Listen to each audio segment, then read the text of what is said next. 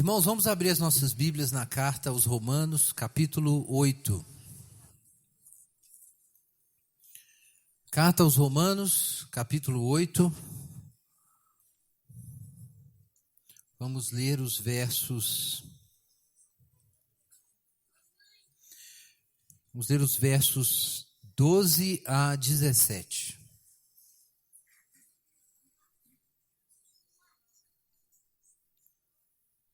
Romanos 8, 12 a 17. Portanto, irmãos, somos devedores não à carne, para vivermos segundo a carne. Porque se viverdes segundo a carne, morrereis. Mas se pelo Espírito mortificardes as práticas do corpo, vivereis. Pois todos os que são guiados pelo Espírito de Deus são filhos de Deus. Porque não recebestes um espírito de escravidão para vos reconduzir ao temor, mas o espírito de adoção pelo qual clamamos, Abba, Pai. O próprio Espírito dá testemunho ao nosso espírito de que somos filhos de Deus. Se somos filhos, também somos herdeiros, herdeiros de Deus e co-herdeiros de Cristo, se é certo que sofremos com Ele, para que também com Ele sejamos glorificados. Amém. Pai Santo, em nome de Jesus, nós pedimos agora a Tua misericórdia, que o Senhor nos alcance na nossa falibilidade, na nossa miséria, na fraqueza, e o Senhor nos levante, ó Deus, e nos torne semelhantes ao Teu Filho, nos dá entendimento nessa manhã, em nome de Jesus nós pedimos, amém. Irmãos, recapitulando, nós temos exposto aí a carta aos Romanos, então, como há irmãos nos visitando nessa manhã, eu quero fazer um resuminho rápido. Carta aos Romanos é um arquivo compactado, como eu sempre digo, é um texto extremamente denso e foi um dilema decidir se eu ia me dedicar a poucos versículos a cada domingo e fazer mensagens mais rápidas, mas com prejuízo da compreensão do fluxo do raciocínio, ou se eu faria exposição de textos longos. Isso faria o sermão ficar também longo. Mas, ao mesmo tempo, a gente poderia ter uma visão do todo. Eu acho que é importante a visão do todo. Eu recomendo que os irmãos leiam a carta enquanto a gente está nessa série. Nós já estamos na 14ª mensagem sobre Romanos. Romanos é uma exposição do Evangelho de Paulo. Os capítulos 1 até o final do capítulo 11 são a parte teologicamente mais densa, em que Paulo explica com detalhes a sua mensagem. E dos capítulos 12 até o final, nós temos uma série de recomendações práticas e inferências a partir desse evangelho que Paulo expõe para a vida dos cristãos em Roma. Mas ele está apresentando esse evangelho aos romanos porque ele pretende não apenas compartilhar essa verdade que ele recebeu do Senhor com os irmãos, mas também ter apoio da igreja de Roma para ações missionárias mais ousadas no oeste, talvez até chegando à Espanha, como ele diz no final da carta. Então, irmãos, depois de uma introdução, Paulo vai se dedicar aí da metade do capítulo 1 de Romanos até o capítulo 11, a teologia, e a coisa está dividida da seguinte forma. Primeiro ele apresenta o núcleo da mensagem, que é a manifestação presente da justiça de Deus, que era desconhecida. Então isso é o assunto do metade do capítulo 1 até o final do capítulo 4. Depois, do capítulo 5 até o 8, Paulo fala sobre o poder salvador desse evangelho e como ele nos liberta do pecado e nos coloca diante de Deus. Então, esses são os capítulos 5 a 8. Ele fala primeiro do que é a vida nesse continente da justiça de Deus e a paz com Deus. Depois ele fala sobre a libertação do pecado no capítulo 6, a libertação da lei no 7. E no 8 ele fala sobre como o Espírito Santo opera em nós uma vida nova, uma vez que a gente seja livre da carne e do regime da lei. Então nós estamos nessa altura agora, no capítulo 8. E depois ele fala sobre o lugar do gentio e do judeu no plano de Deus, do capítulo 9 a 11. Então, esse resumo que eu apresentei está no capítulo 1, versos 16 e 17. Quando Paulo diz que não se envergonha do evangelho, porque é poder de Deus para salvar todo aquele que crê. Isso é o capítulo 5 até o 8. Primeiro do judeu e também do grego, isso é o 9 ao 11. Porque no evangelho se revela a justiça de Deus de fé em fé. Isso é o 1 até o 4. Então o plano da carta está ali em Romanos capítulo 1, versos 16 e 17. Mas então nós estamos na altura, irmãos, em que Paulo está explicando o que é a vida no Espírito, o capítulo 8. Isso é importante porque Paulo, a todo momento, procura mostrar que a revelação da justiça de Deus supera em muito a imaginação religiosa dos hebreus e do próprio Paulo anteriormente. Ele achava que dava para agradar a Deus pelos seus esforços e que ele poderia ser justificado pelo cumprimento da lei. Então Paulo mostra que todos estão condenados, que só a justiça de Deus, que o próprio Deus revela, pode nos colocar diante dele, nos fazer aceitáveis a ele. Então essa é a justiça de Deus, é a justiça que vem de Deus, que Deus nos concede por meio de Jesus. E, consequentemente, nós não precisamos da lei como fundamento para a aceitação diante de Deus. Parece que a lei é superada. Ora, isso levanta uma questão. E o pecado?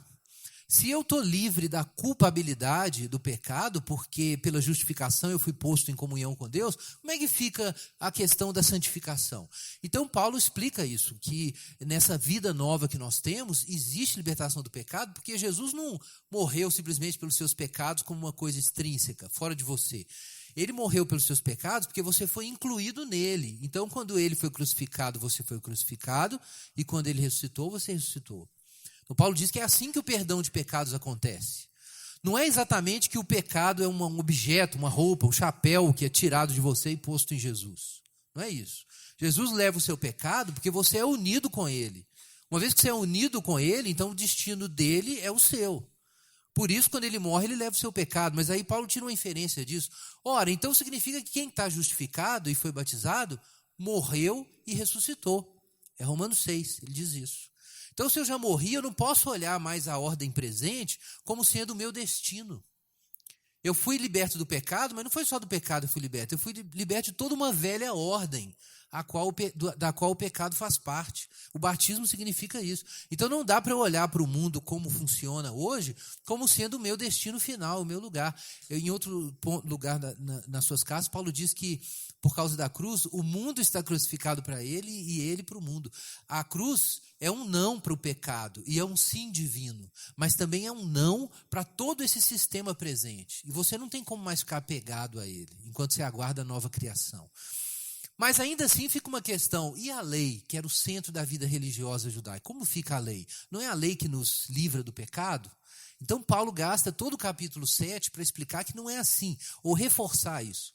Na verdade, a lei ressalta o meu pecado e até mesmo estimula o meu pecado, porque a carne é naturalmente inimiga de Deus. Então, quanto mais lei de Deus você recebe, mais revolta nasce no coração, por causa do desejo de autonomia diante de Deus. Então, a lei não faz a gente obedecer, a lei faz a gente desobedecer. E o capítulo 7, ele tem um momento assim, inclusive aparentemente autobiográfico, em que ele fala sobre essa luta de tentar cumprir a lei de Deus, mas não consegue cumprir a lei de Deus, porque tem uma outra lei operando em mim, que é a lei do pecado, e eu estou escravizado ao pecado. Minha mente compreende a lei de Deus, mas eu estou dividido. Existe uma revolta dentro de mim. Eu não estou íntegro, eu estou rachado. Uma parte de mim que é Deus, outra parte quer desobedecer. A minha mente concorda, mas a minha natureza temporal se revolta contra Deus. Então Paulo diz, miserável homem que sou, quem me livrará do corpo dessa morte? Mas logo depois, no finalzinho do capítulo 7, ele diz, graças a Deus por Jesus Cristo. E ele vai explicar por que esse graças a Deus no capítulo 8. É que Deus tem um outro meio de nos livrar do pecado, que é a lei do Espírito da vida.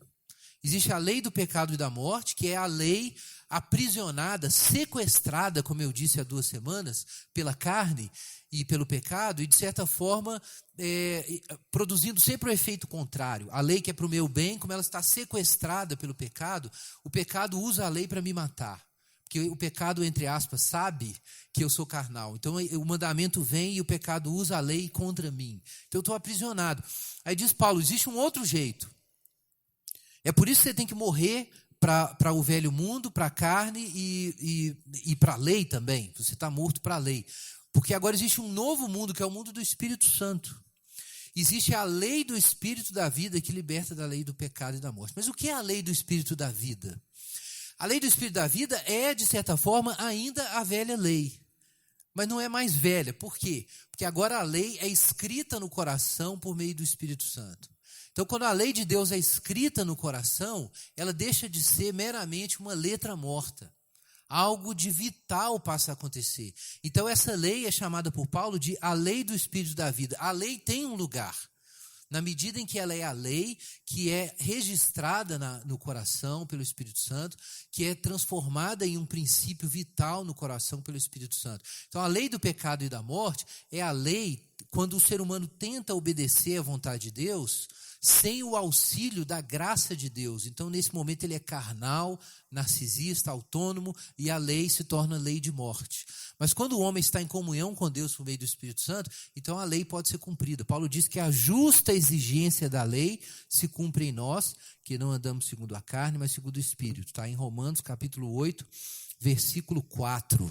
Então, essa é a lei do Espírito da vida. Mas o que é essa nova condição, que é estar no Espírito, que muda o caráter da lei, que faz a lei deixar de ser um instrumento de morte para se tornar parte de uma nova vida? O que é essa condição de estar no Espírito? Segundo o apóstolo Paulo, quando nós estamos no Espírito, nós deixamos de nos inclinar para as coisas da carne e da morte, como ele diz, e buscamos as coisas que se referem à vida e à paz. Mas que coisas são essas? São a certeza de que com Jesus nós temos ressurreição hoje, na alma, e que nós temos a ressurreição final nos aguardando. Então a obra do Espírito Santo, que muda o caráter da lei e a nossa relação com o mundo, é que ele abre a nossa consciência para a gente enxergar a nova criação que Deus está introduzindo. Por meio do Espírito Santo, eu tenho os olhos abertos para reconhecer a realidade da ressurreição de Jesus e, consequentemente, da minha própria ressurreição que se aproxima. E a contemplação dessas coisas do Espírito, que são as coisas novas, as coisas da nova criação que Deus está introduzindo, altera completamente a minha percepção das coisas velhas. E de repente, como Paulo fala em Filipenses, aquilo que eu considerava lucro, eu passo a considerar perda por causa de Jesus, por causa da possibilidade de conhecer Jesus e o poder da sua ressurreição. É isso que ele diz em Filipenses. Então, é isso que o Espírito Santo produz. Isso é estar no Espírito. É você estar absorvido pela realidade da nova criação, a ponto de você se desinteressar pelas coisas da velha criação e até mesmo desgostar da vida de pecado e de carnalidade que você vivia na velha criação. Isso não significa que você imediatamente se livra do pecado, mas isso significa que existe uma potência dentro do seu coração, te lançando na direção da santificação. É por isso que Paulo diz que existe a mentalidade da carne e a mentalidade do Espírito. A mentalidade do Espírito é uma mentalidade consciente de que quando Jesus disse que é chegado o reino de Deus, isso não eram palavras bonitas. Você se levanta de manhã e é como se, além de você ver o sol que nasce, como nasceu hoje, você vê um outro sol que o incrédulo não consegue ver. É o sol da justiça que está chegando. Para você, ele está ali. Então não tem como você ver as coisas do mesmo jeito que você via. Você sabe que uma ordem nova está se aproximando, isso altera a sua relação com as coisas.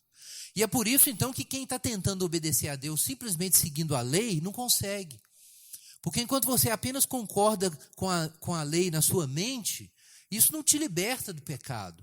Essa concordância moral. É necessário que o seu coração seja atraído por uma outra realidade, uma realidade superior à realidade que você vive agora. Então, isso é o mundo do Espírito. É por isso que Efésios capítulo 1 diz que o Espírito Santo é o penhor da herança até o resgate da propriedade. Por que essa ideia de o penhor da nossa herança, o penhor da herança divina? O penhor é um primeiro pagamento que representa o pagamento final. O Espírito Santo é chamado na Bíblia de penhor porque ele te dá uma posse limitada e antecipada de um prêmio completo, de uma herança total que será recebida no futuro. Então, de repente, você com esse pagamento, por assim dizer, antecipado, com esse penhor, você toma uma consciência imediata da herança que te aguarda. E isso altera certamente o seu comportamento. Isso altera todo o seu plano de vida. Você passa a viver a partir desse destino. Você passa a viver a partir de expectativa. E por isso eu disse que a vida no Espírito, que nos liberta do pecado, é a esperança. Essa é a obra do Espírito Santo em nós. É de abrir a nossa percepção para essa nova realidade, de modo que essa esperança, que não é só um palpite, mas uma convicção e uma expectativa sobre essas bênçãos divinas que estão vindo. Então essa esperança altera suas relações temporais. Agora, irmãos, no capítulo 8, versículos 12 a 17, isso que eu disse agora foi o tema da semana passada. Paulo é um pouco mais específico nesse trecho, quando ele explica como a obra do Espírito altera a sua compreensão de quem você é. Então, ele desenvolve o que ele fala aqui nos versos 10 e 11 e aprofunda o que significa ter a mente do Espírito. Irmãos, ter a mente do Espírito é, de fato, ter a sua identidade alterada pelo conhecimento de Deus. Ter a mente do Espírito não é só conhecer doutrinas bíblicas. Ter a mente do Espírito é ter uma autocompreensão alterada, transformada. Lembre-se de Romanos 12. Paulo vai falar sobre isso mais à frente. Mas aí eu quero que vocês lembrem, quando a gente chegar em Romanos 12, do que a gente está falando aqui. Paulo diz, não vos conformeis com esse mundo, mas transformai-vos pela renovação da vossa mente, ou do vosso entendimento, para que possais compreender qual seja a boa, perfeita e agradável vontade de Deus. Claro, todo mundo lê esse texto e entende que Paulo fala sobre a renovação da mente. Mas imediatamente no verso posterior, Paulo diz assim: por isso digo que ninguém pense de si mesmo além do que convém, mas pense segundo a medida da fé que Deus concedeu a cada um. O que Paulo quer dizer com renovação da vossa mente? Olha, ele explica claramente nos versos seguintes. Renovação da mente não é apenas ter categorias cristãs para pensar as coisas ou ter as doutrinas bíblicas na cachola. Ter a renovação da mente significa que você passa a pensar sobre você mesmo como convém, a partir do Evangelho. Então, é um entendimento, renovação da mente é um entendimento que altera o seu sentido de si.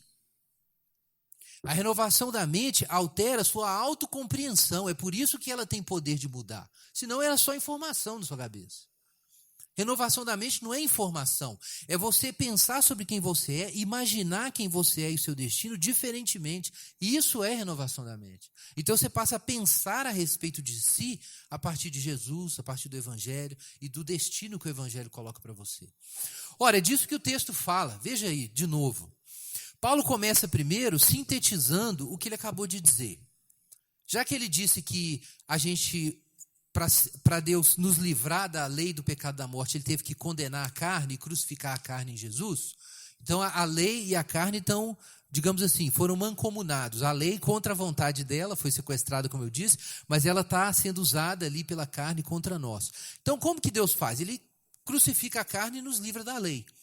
Por isso Paulo diz no verso 12, portanto, irmãos, somos devedores não à carne para vivermos segundo a carne. O que ele quer dizer com isso, ser devedor segundo a carne?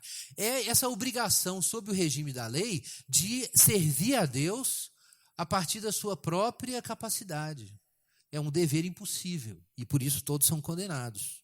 Então Paulo diz, olha, mas você foi justificado, você não está mais sob esse dever. Você não tem mais que, com base nos seus recursos, tornar-se aceitável a Deus. Isso seria a carne, mas nós não somos mais devedores a esse sistema de vida. Nós já fomos mortos, crucificados e libertos da lei. Então não somos devedores à carne. E de fato, se a gente insiste, verso 13, em viver segundo a carne, o que acontece? O que diz aí na sua Bíblia? Se você insiste em viver segundo a carne, você morre. Mas existe um outro modo de vida. Se pelo Espírito mortificardes os feitos do corpo, certamente vivereis. Então veja, irmãos, que Paulo estava falando do indicativo, como eu mencionei semana passada, capítulo 8, verso 1 a 11. É o que significa estar no Espírito e o fato de que Deus nos colocou no Espírito. Mas agora, então, nós temos o como viver. É o imperativo que se segue do indicativo divino. É a obrigação humana de responder àquilo que Deus fez, que é o indicativo. Então, o que nós temos que fazer? Por esse Espírito no qual estamos, todo que tem o Espírito está no Espírito, Paulo diz isso aí no trecho anterior. Então, se nós estamos no Espírito, o que a gente faz? Por meio desse Espírito, a gente mortifica os feitos do corpo para atingir a ressurreição dos mortos. Não é o que Paulo diz? Que ele abandona todas as coisas para conhecê-lo, conhecer a Jesus, e a comunhão dos seus sofrimentos, conformando-me com ele na sua morte, para de algum modo alcançar a ressurreição dos mortos. Então, a visão da ressurreição de um corpo imortal, de um corpo indestrutível e sem pecado, capaz de comparecer à presença de Deus e ver de frente a própria glória de Deus, a expectativa de de viver esse privilégio com Jesus, te dá a coragem de participar com Jesus dos sofrimentos que ele participou. O Espírito Santo te faz ver esse destino, então você decide que você quer viver, você quer imortalidade. Você quer ressurreição, você quer ver a face de Deus. Então você olha o caminho da cruz e fala assim, eu vou encarar. É isso que produz o discipulado cristão. É a visão da imortalidade. É a expectativa da imortalidade. E pelo Espírito, então, por essa informação, ou por essa revelação que o Espírito dá, de que Jesus ressuscitou e nele eu vou ressuscitar também, eu ganho a potência de mortificar os feitos do corpo. Eu acredito que é possível e não é irracional e vale a pena seguir o caminho de Jesus Cristo e morrer na cruz com ele. Então se torna racional, significativo, válido, até desejável lutar contra o pecado. E aí eu posso mortificar os feitos do corpo, a partir dessa nova realidade que o Espírito Santo me dá. É isso que significa, irmãos, mortificar por meio do Espírito. Mortificar é isso mesmo, é se desvestir do velho, para usar a linguagem ali do apóstolo Paulo, em Colossenses. Você se desvestir do velho, você se revestir do novo, você tomar providências sobre seus pecados e sobre os seus problemas de caráter, sobre os seus conflitos com os outros. Você começa a tomar providências sobre essas coisas. E isso é a santificação. Vejam, irmãos, que a santificação não pode ser feita tão somente por reconhecer, atenção, a lei moral. Muitos irmãos ainda vivem nesse universo de que eles lutam para se santificar e se livrar do pecado, porque eles não querem fazer a coisa errada, eles querem fazer a coisa certa. É correto, irmãos, está muito bom. Mas eu quero lembrar que há 2 domingos atrás eu preguei sobre a impossibilidade da ética. E eu quis dizer é que a mera consciência do certo e errado não vai nos levar até lá. É necessário mais do que isso. Você não mortifica os feitos do corpo com base na moral. Você não mortifica os feitos do corpo com base em uma consciência ética desenvolvida. Você mortifica, de acordo com Paulo, os feitos do corpo pelo Espírito. Essa é a vida espiritual. E mortificar pelo Espírito significa mortificar a partir daquilo que o Espírito traz a você. Ora, o que o Espírito traz a você? Paulo já disse, mas ele vai dizer agora de outro jeito. Olha aí na sua Bíblia, versículo 13 em diante. Se pelo Espírito mortificardes as práticas do corpo, vivereis. Pois todos que são guiados pelo Espírito de Deus são filhos de Deus. Então aqui nós temos a pista, ou mais uma pista. Mortificar os feitos do corpo pelo Espírito significa ser guiado pelo Espírito como um filho. É isso que significa viver no Espírito. É ser guiado pelo Espírito como um filho, como parte de uma relação de adoção. Olha o que diz o versículo 15. Nós temos de novo aí um porquê. ou um pois, dependendo da sua Bíblia, porque Paulo agora, dentro da síntese que ele fez do trecho anterior, nos versos 12 a 14, ele abre um outro detalhamento, que são os versos 15 até 17. Então ele abre uma outra janela para explicar ainda melhor o que significa essa mente do Espírito. E o que o Paulo diz aí?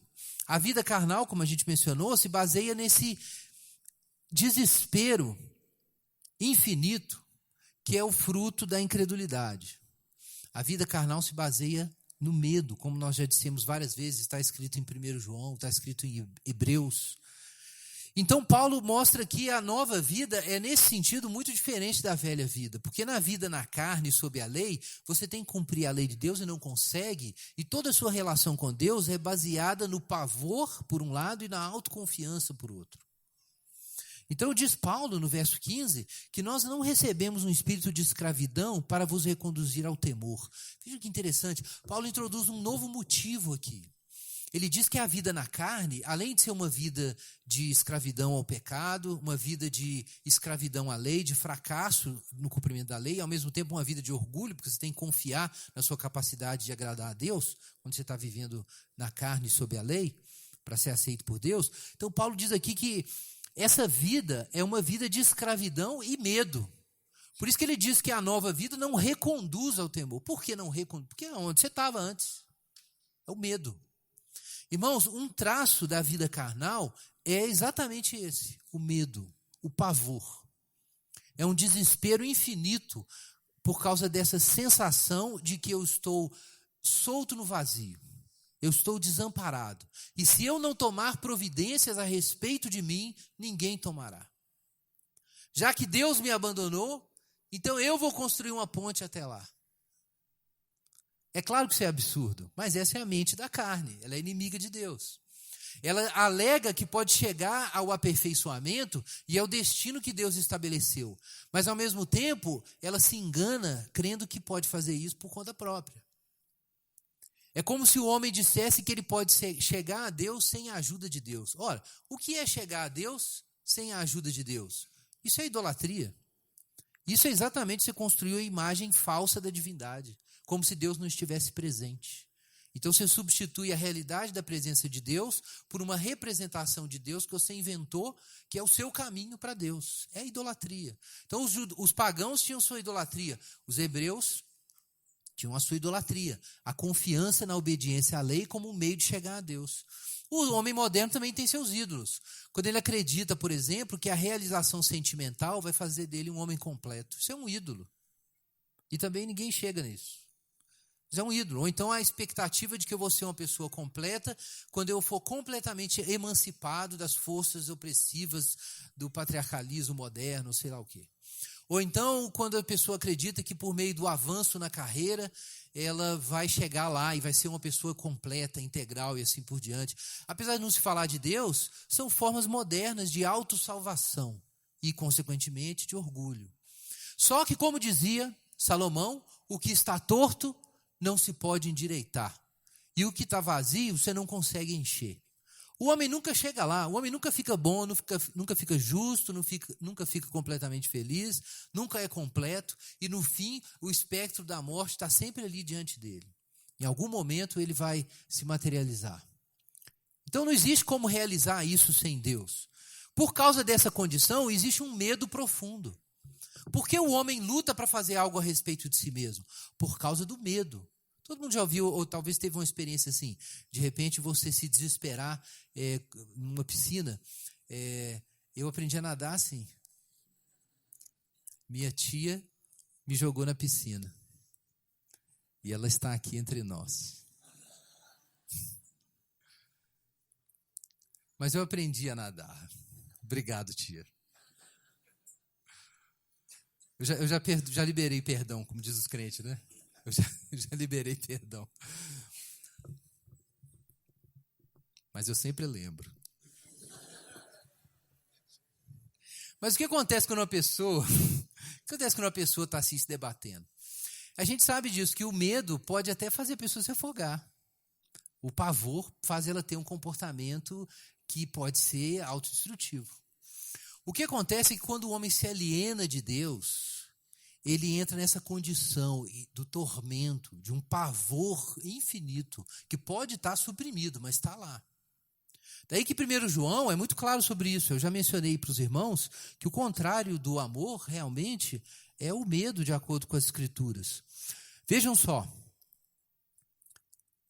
No amor não há medo. Antes, o perfeito amor lança fora o medo. Pois o medo implica castigo, e quem tem medo não está aperfeiçoado no amor. 1 João capítulo 4, versículo 18. Então, o medo é o traço de alguém que se vê sob julgamento, que se vê diante da possibilidade, não só do juízo divino para quem crê em Deus, mas a possibilidade do nada, de se desfazer, a possibilidade de fracassar na existência, de deixar de ser quem ele deve ser, de encontrar a morte e assim por diante. A perspectiva da finitude e do nada que se esconde ali aparentemente atrás dela, provoca no homem desespero, e por isso ele peca. Por isso ele deseja controlar toda a existência para garantir a sua segurança. Por isso ele não consegue obedecer a Deus. É impossível obedecer a Deus nesse estado de pavor.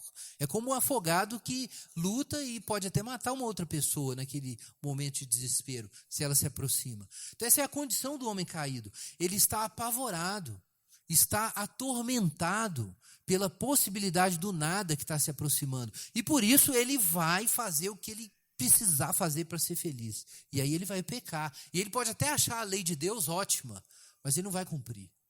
Não tem como cumprir, por causa do medo. Mas o que diz também João? Nós o amamos porque ele nos amou primeiro. E no amor não existe medo.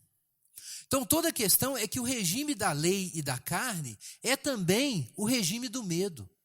Porque você vive nesse sistema com base em um terror infinito na alma, de que se você não fizer algo para a sua própria salvação e realização, ninguém vai fazer.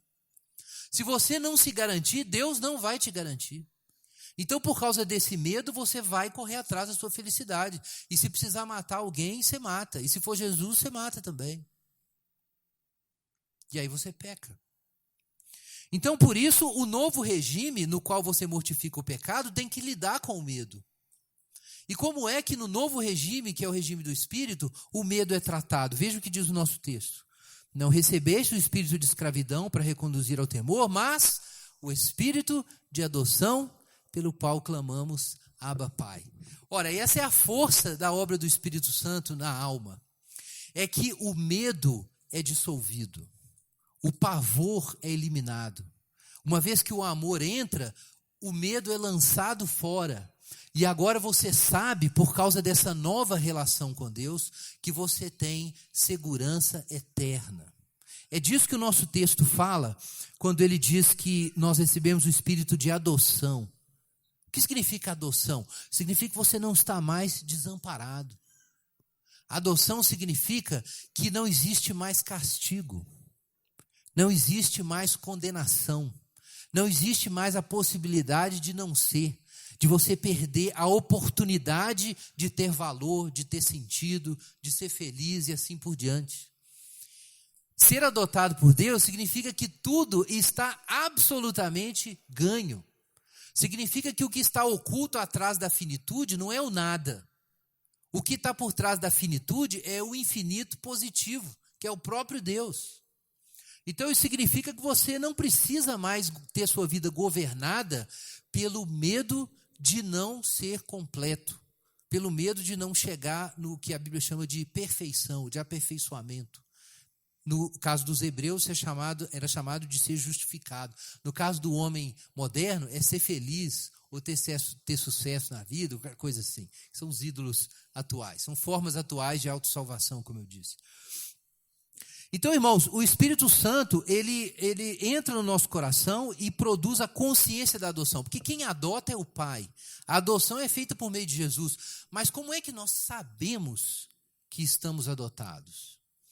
Ora, o Espírito Santo é o Espírito da participação.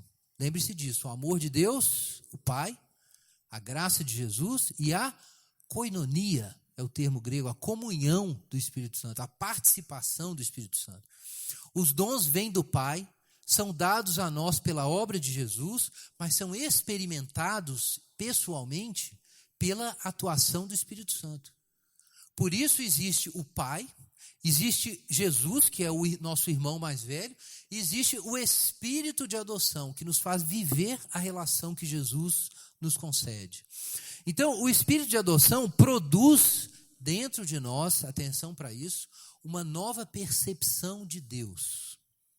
Agora Deus não é mais o juiz e ele não está afastado. Pela obra do Espírito Santo, eu descubro que Deus está presente diante de mim e eu diante dele. E eu descubro que Deus não está com o seu rosto contra nós, ou contra mim. Eu descubro que o rosto divino está voltado para mim, está a meu favor.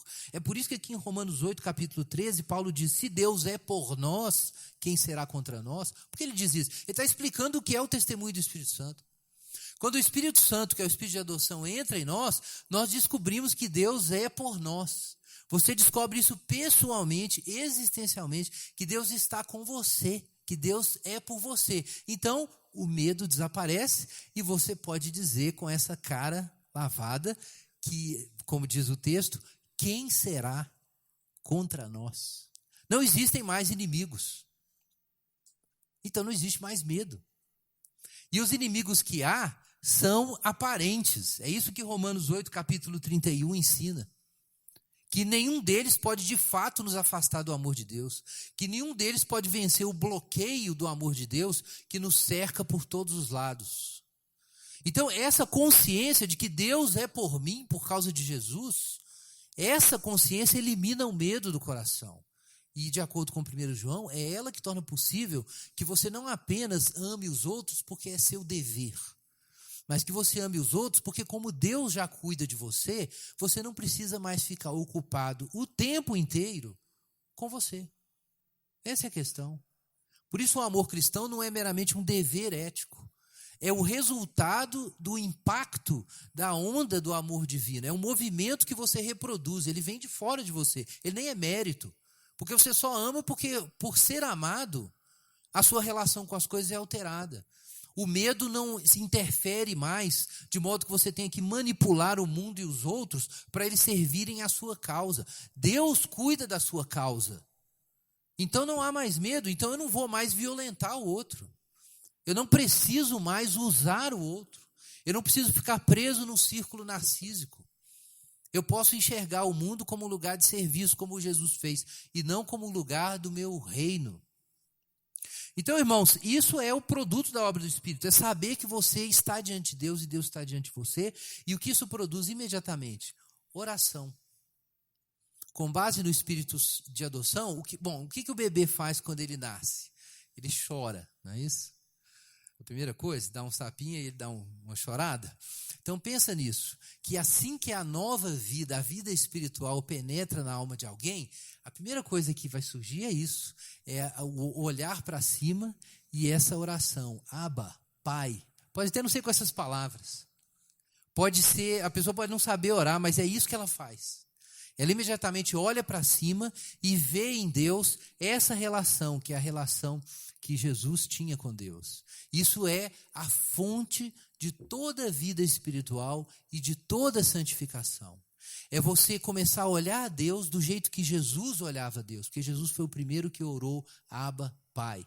E por isso ele ensinou aos seus discípulos, Pai nosso que estás no céu. Essa era a relação de Jesus com o Pai. Então, quando o Espírito de adoção, que é o Espírito de Jesus, entra em você, você é posto nessa relação. E você começa a falar com Deus do jeito que Jesus falava. E desejar cada vez mais se relacionar com Deus do jeito que Jesus se relacionava. Então, a obra do Espírito Santo é criar em você um movimento na direção de Deus, mas não apenas um movimento na direção de Deus. Um movimento que sabe que Deus já se moveu em sua direção. É um movimento consciente de que uma relação foi iniciada, mas não foi você que iniciou, porque você é o filho. Deus é que iniciou essa relação. Então, no versículo 17, veja na sua Bíblia, Paulo diz que o próprio Espírito dá testemunho com o nosso Espírito que nós somos filhos de Deus. Então, esse termo testemunho, ele tem que ser bem compreendido. O que é esse testemunho? Não são poucos os irmãos que já tiveram em alguma experiência, até já me relataram, de orar para ouvir uma voz audível do Espírito de Deus dizendo, tu és filho de Deus, sei lá, algo assim. Ou então, até mesmo, uma voz interior, mas que seja claramente distinguida da sua própria imaginação. Mas eu quero destacar aqui, irmãos, o uso dessa palavra testifica. Por que Paulo fala que o Espírito testifica? Isso tem a ver com uma teologia que aparece no todo o Novo Testamento, de que a obra do Espírito Santo não é desassociada da obra do Pai e da obra de Jesus. Eu quero lembrar aos irmãos o que está lá em João capítulo 16. Veja aí na sua Bíblia. João capítulo 16, versículos 13 e 14.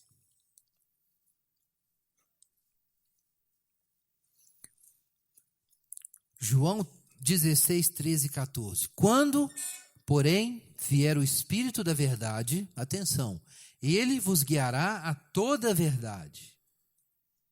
Mas olha, não falará de si mesmo, mas dirá o que tiver ouvido e vos anunciará as coisas que hão de vir.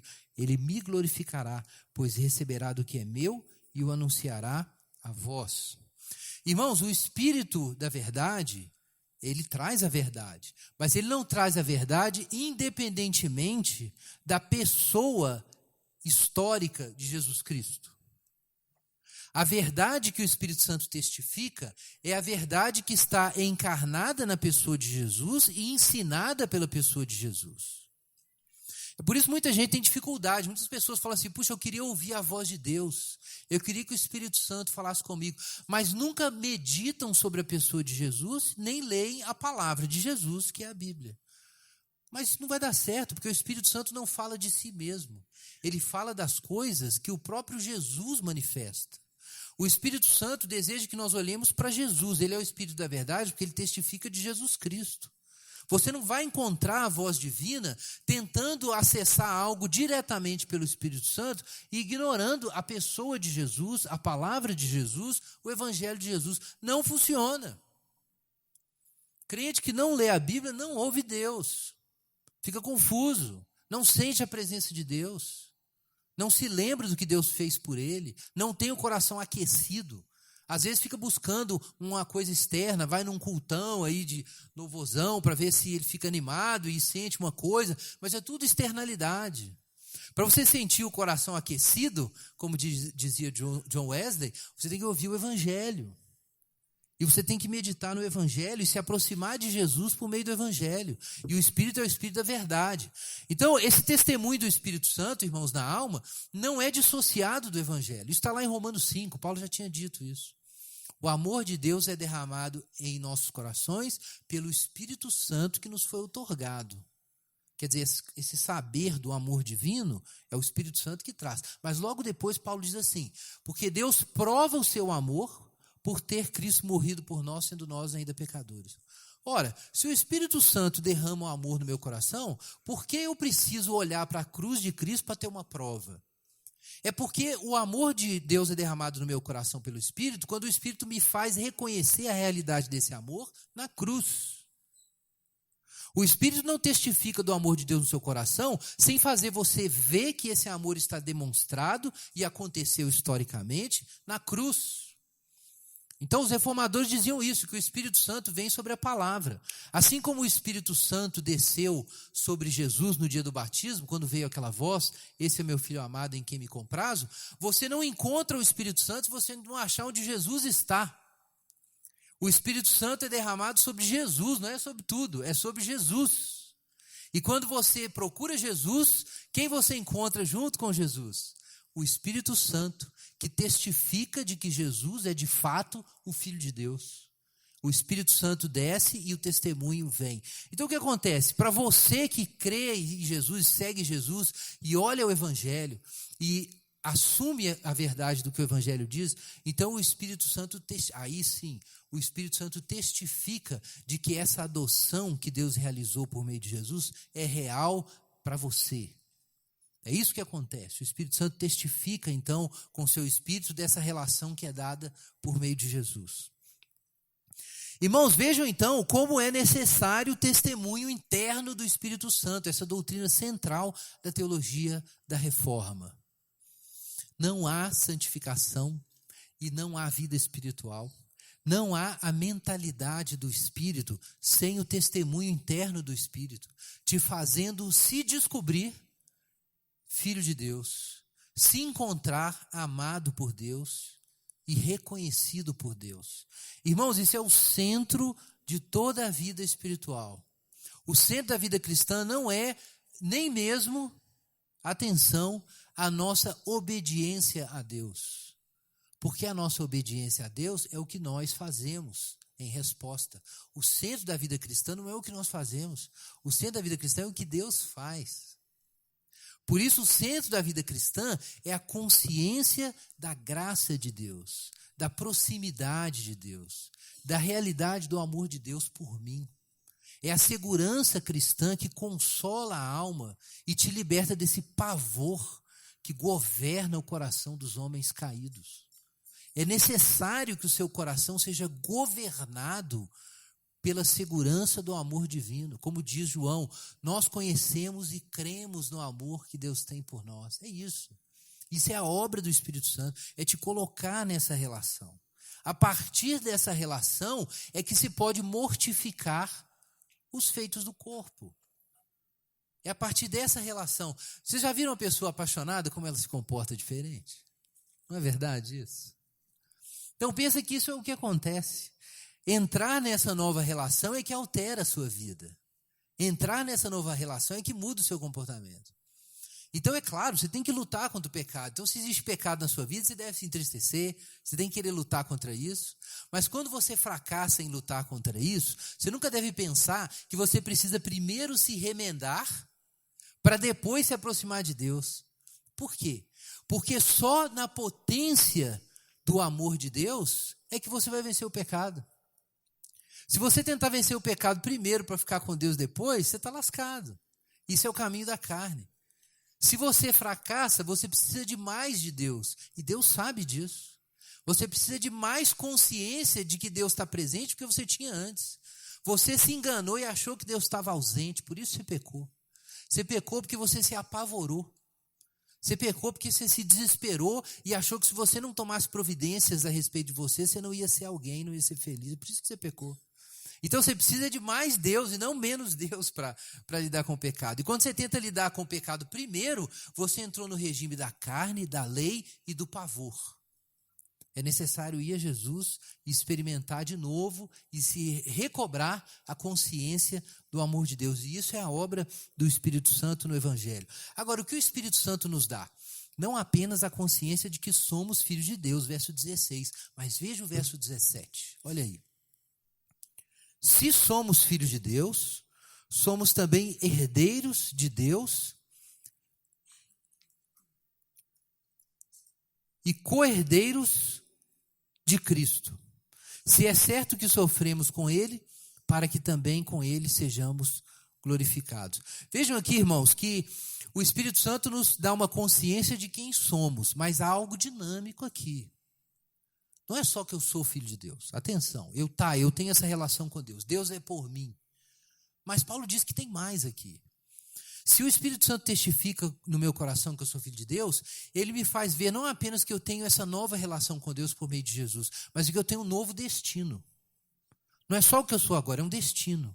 O que é proposto para mim é uma identidade, mas essa identidade está dentro de uma narrativa.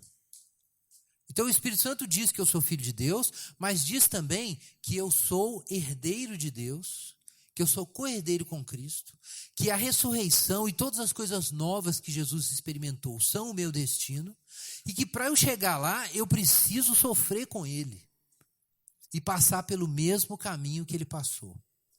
Então, irmãos, o testemunho do Espírito Santo não é apenas o testemunho dessa minha nova relação com Deus, mas é uma confirmação de que eu estou em Cristo e Cristo está em mim.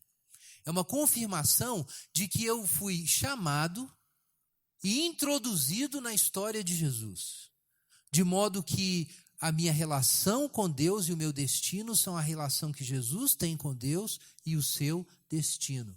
Essa unidade é tão importante que Paulo chega a dizer que é um casamento. Cristo é o marido e a igreja é a esposa. Está lá em Efésios capítulo 5. Então ele fala assim, é como se fosse um casamento. O Espírito Santo faz você se descobrir de repente casado, unido com Jesus. É por isso que você sabe que você é filho de Deus. É porque Jesus é filho do rei, nós podemos dizer, e de repente você, ou a igreja, está casada com ele. Então ela é parte agora da realeza. E todos os benefícios e implicações dessa nova relação foram concedidas a ela. Irmãos, isso são as coisas do Espírito, que Paulo diz que a gente é inclinado. Quem tem o Espírito se inclina para as coisas do Espírito. O que são as coisas do Espírito? Ora, a percepção de que toda essa realidade a respeito de Jesus é sua. Que a história que governa o seu sentido de si é essa história e não outras histórias. Não é a história do encontro romântico. Eu vou ser alguém no dia que eu achar aquele cara, o príncipe encantado. Não é a história do sucesso profissional, é uma outra história. É uma história que tem um começo, meio, fim, você se imagina nela. Você vê filmes que isso acontece, né? As mulheres têm os filmes que é Felizes para Sempre no final, muitos homens também, né? São esses... As comédias românticas, por exemplo, são histórias. Para que servem essas histórias? Você se espelhar nelas e constituir um projeto de existência. Como eu disse, tem essas histórias, tem histórias emancipatórias, tem histórias de sucesso. Mas aqui, de acordo com o texto, o Espírito Santo, quando ele testifica dentro do nosso coração, ele nos dá outra história. Uma outra imagem de quem nós somos e para onde nós estamos indo. E Paulo, inclusive, desenvolve isso depois no 18 em diante, nós vamos tratar mais para frente. É uma outra narrativa, é uma outra história que explica quem a gente é e para onde a gente vai. Qual é o fundamento disso tudo? Mateus 13, eu não vou ler o texto agora, mas Marcos a gente tem, Lucas, a história do batismo de Jesus, né? Qual foi a voz que veio, que disse a voz do céu, quando Jesus aceitou entrar na água, que representa a obediência a Deus? Qual foi a voz que veio? A voz de Deus dizendo, esse é o meu filho amado, em quem me comprazo. Essa história, gente, é a história que está aqui em Romanos 8. Assim como o ministério de Jesus começa quando Jesus se encontra no batismo com Deus, se submete a Deus ali no símbolo do batismo e recebe o Espírito Santo confirmando quem ele é na relação dele com Deus, e imediatamente ele é levado pelo Espírito para ser tentado pelo diabo, levado ao deserto para ser tentado pelo diabo. Irmãos, a mesma coisa acontece. Uma vez que você se une com Cristo e é batizado com Cristo na morte e na ressurreição, Deus envia por meio de Jesus o Espírito, que diz, assim como ele disse, esse é meu filho amado, o Espírito diz no seu coração que você é filho de Deus. É isso que está aqui em Romanos 8, 12 a 17, é um comentário do que aconteceu no batismo de Jesus. Jesus descobre, por assim dizer, quem é, pelo testemunho do Espírito Santo, e é enviado para o enfrentamento do mal até a ressurreição. Também nós, quando somos unidos com Cristo e batizados com Ele, recebemos o testemunho do Espírito que nos confirma quem somos, para a gente poder enfrentar o conflito nesse mundo contra o mundo, a carne e o diabo, enquanto a gente aguarda a ressurreição dos mortos. Exatamente como Jesus. Isaías 42, 1, que é o texto referido naquela voz que veio do céu, diz, aqui está o meu servo a quem sustenho, o meu escolhido em quem me comprazo. Pus meu espírito sobre ele e ele trará a justiça às nações. Receber o testemunho do Espírito Santo não é apenas saber que você tem uma nova relação com Deus, mas que você foi vocacionado para servir como o servo do Senhor serviu. Para estar presente no mundo como Jesus esteve presente no mundo, como servo do Senhor e como aquele em quem o Senhor se compraz. Então, por meio do seu testemunho, gente, o Espírito Santo nos faz participar de Jesus, de modo que nós vemos a relação de Jesus com o Pai como a nossa relação. E nós vemos a jornada de serviço de Jesus a Deus até a ressurreição como a nossa jornada de serviço a Deus até a ressurreição. Então, irmão, se a gente for sintetizar isso, eu estou concluindo, o testemunho do Espírito Santo é essa obra interior de Deus de constituir em nós uma nova identidade, um sentido de si, um projeto de história, mas baseado no modelo de Jesus. Não só um modelo no sentido de um padrão moral, mas é a própria relação que Jesus tinha com o Pai e com o mundo. Agora, essa nova relação se baseia então nessa narrativa. O que eu sou agora, eu sou filho de Deus. E o que eu serei? Eu serei ressurreto e glorioso como Jesus. Essa visão te dá a capacidade de mortificar o pecado. Ser absorvido por essa visão, a ponto de você pensar a respeito de si, dentro dessa história, é que vai te dar a libertação do pecado, vai tornar a santificação uma coisa real na sua vida. De forma que a gente poderia falar, irmãos, e aqui eu quero lembrar do que João diz sobre o Espírito. Nós podemos falar da consolação do Espírito Santo como a chave da santificação. É isso que o Espírito Santo vem produzir. O Espírito Santo diz quem você é, ele diz para onde você vai, e ele diz que você vai vencer como Jesus venceu. Esse conhecimento interior, esse saber interior das coisas do Espírito, te dá a capacidade de mortificar o pecado. Mas o que é isso? É a consolação do Espírito Santo. O consolo do Espírito Santo é o penhor. O consolo do Espírito Santo é a própria mente do Espírito. Essa é a chave divina para a santificação.